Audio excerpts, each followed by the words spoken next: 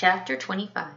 We heard the music before we even got to Gloria Dump's house. We heard it almost a block away. It was guitar playing and singing and clapping. I wonder what's going on, my father said.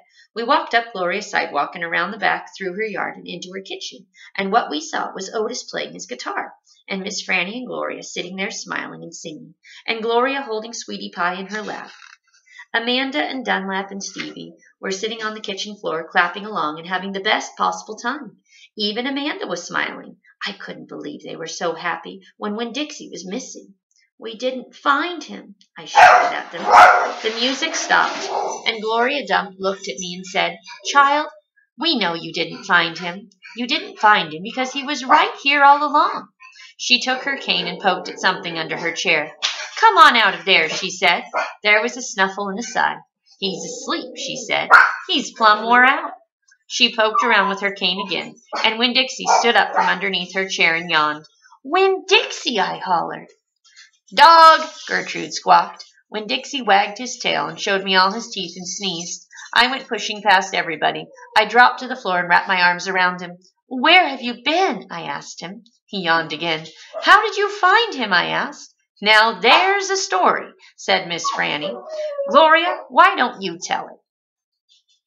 "Well," said Gloria Dump, "we was all just sitting around waiting on you two, and after I convinced these Dewberry boys that I ain't no scary witch all full of spells and potions." "She ain't no witch," Stevie said. He shook his bald head. He kind of looked disappointed. "Nah," said Dunlap, "she ain't. If she was, she would have turned us into toads by now." He grinned. "I could have told you that she wasn't a witch." "Witches don't exist," said Amanda. "They are just myths." "All right now," said Gloria. "What happened was we got through all them witchy things, and then Franny said, 'Why don't we have a little music while we wait for you two to get back?'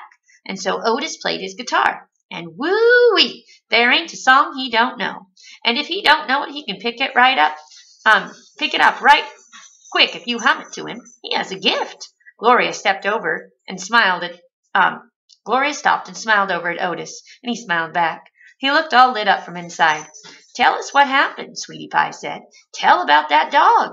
"So," said Gloria, "Franny and me, we started thinking about all these songs we knew from when we was girls. We got Otis to play them, and we started singing them, teaching the words to these children. And then somebody sneezed," Sweetie Pie shouted. "That's right," said Gloria. "Somebody sneezed, and it wasn't none of us. So we looked around wondering who did, thinking that maybe we got us a burglar in the house.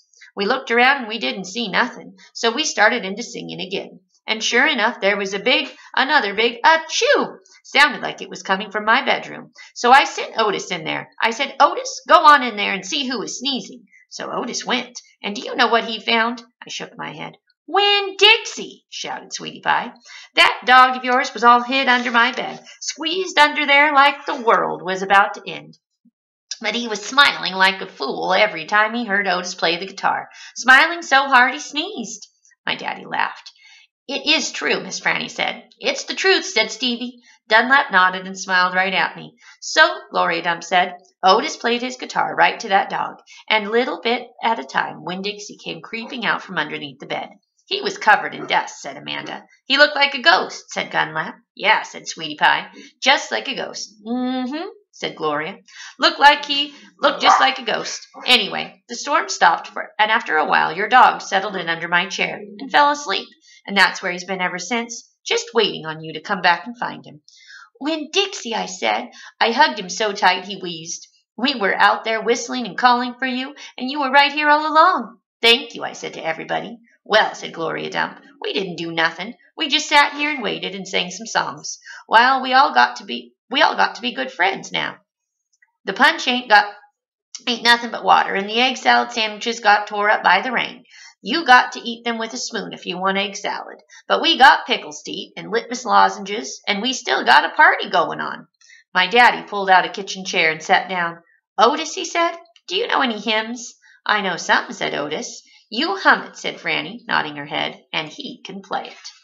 So my daddy started humming something, and Otis started picking it out on his guitar, and Winn-Dixie wagged his tail and lay back down underneath Gloria's chair. I looked around the room at all the different faces, and I felt my heart swell up inside me with pure happiness. "I'll be back in a minute," I said. But they were all singing now and laughing, and Winn-Dixie was snoring, so no one heard me.